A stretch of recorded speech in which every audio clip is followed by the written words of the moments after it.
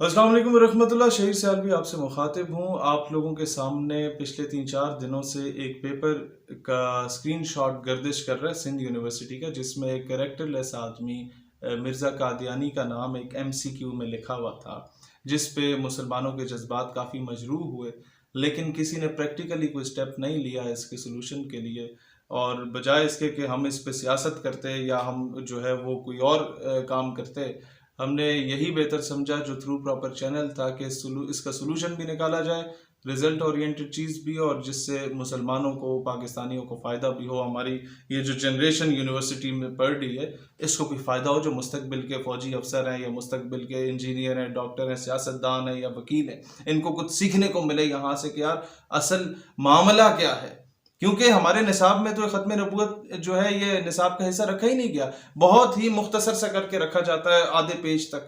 तो हमने अपने स्टेट यूथ पार्लियामेंट के जो सिंध के ज़िम्मेदारान थे, बल्कि तमाम ज़िलाई ओहदेदारान जो थे उनको भेजा, सिंध यूनिवर्सिटी के जो स्टूडेंट्स थे हमारे, उनको भेजा, और जाके उनकी वाइस चांसलर से आज काफ़ी तफसीली मुलाकात हुई, और वहाँ पर 3-4 मुतालबात रखे गए और सारे एक्सेप्ट हुए। पहला ये था कि जी तहकीकाती कमेटी 3 रोज़ के अंदर अंदर अपना नतीजा सामने दे कि कौन लोग इन्वॉल्व थे, ये जाने में हुआ, अनजाने में हुआ, कोई डायरेक्टली इनडायरेक्टली इन्वॉल्व था, उसको देखें, और जो मुजरिम बीच में है उसको करार वाकई सज़ा दी जाए।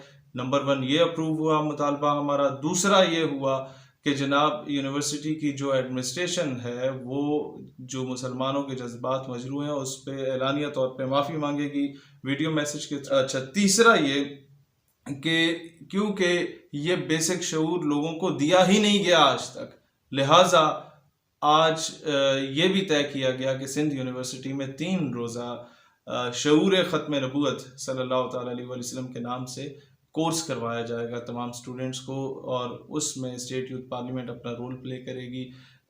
ऐसे स्कॉलर्स लाएगी जिन्हें दीन दुनिया दोनों का इल्म हो, इंटरनेशनल स्टेचर के स्कॉलर्स हों जिनको सुना जाता हो पूरी दुनिया में, उनको इंट्रोड्यूस कराएंगे यहाँ पर, ताकि नौजवानों के जो आज के दौर के तकाज़ों के मुताबिक जो सवालात ओवरऑल होते हैं, अभी एथिज़म जिस तरीके से आपकी यूनिवर्सिटीज़ के अंदर सराहियत कर रहा है, लादीनियत सराहियत कर रही है, उसका काउंटर नैरेटिव क्या है, ये आज तक किसी मकतब फ़िक्र ने इस पर काम नहीं किया, क्योंकि हम लोग अभी तक एक दूसरे की टांगें खींचने में लगे हुए थे।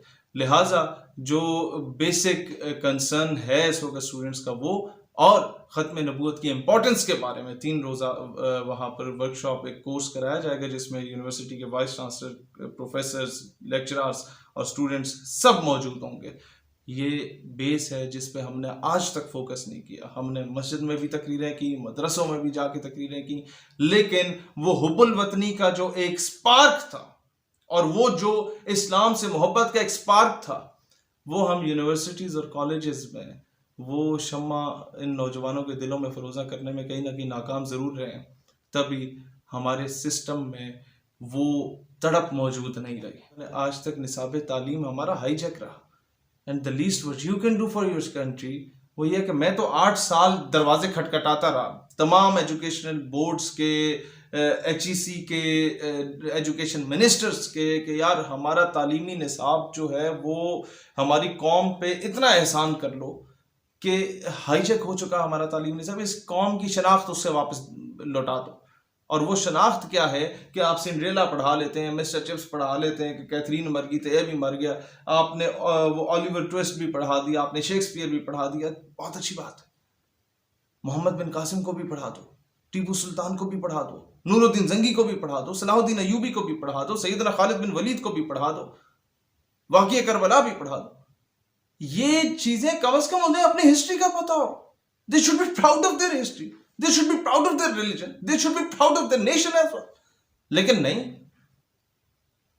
तो हम लोगों ने क्या किया, 8 साल ये दरवाजे खटखटाने के बाद जब हमने देखा कि कोई रिस्पांस नहीं मिल रहा, हमने खुद नजरियात के नाम से एक बुक लिखी 100 सफ़ात पे, उसमें ये सारे टॉपिक्स इंक्लूड किए, और 70-80 हज़ार किताबें अभी तक हम फ्री में डिस्ट्रीब्यूट कर चुके हैं तमाम यूनिवर्सिटीज़ और कॉलेजेस में। This is the least what we can do for our country, जिसमें यह बताया गया कि फ़िरका वारियत एक लानत बन चुकी है, जो आपको डिवाइड एंड रूल की पॉलिसी पर पूरी कौम को तकसीम कर दिया गया। ये लसानियत एक लानत बन चुकी है, जो आपको सिंधी, बलोची, पंजाबी, बंगाली, पठान और फिर ये जनाब महाजिर है तो ये फलाएं, نہیں یہ سارے پاکستانی ہیں، یہ سارے مسلمان ہیں، دس از مور دین انف. اس چیز پہ ہم لوگوں نے لکھا اور قوم کو دوبارہ منظم کرنے کی کوشش کی. تو this is the least what you can do while remaining in your humble capacity.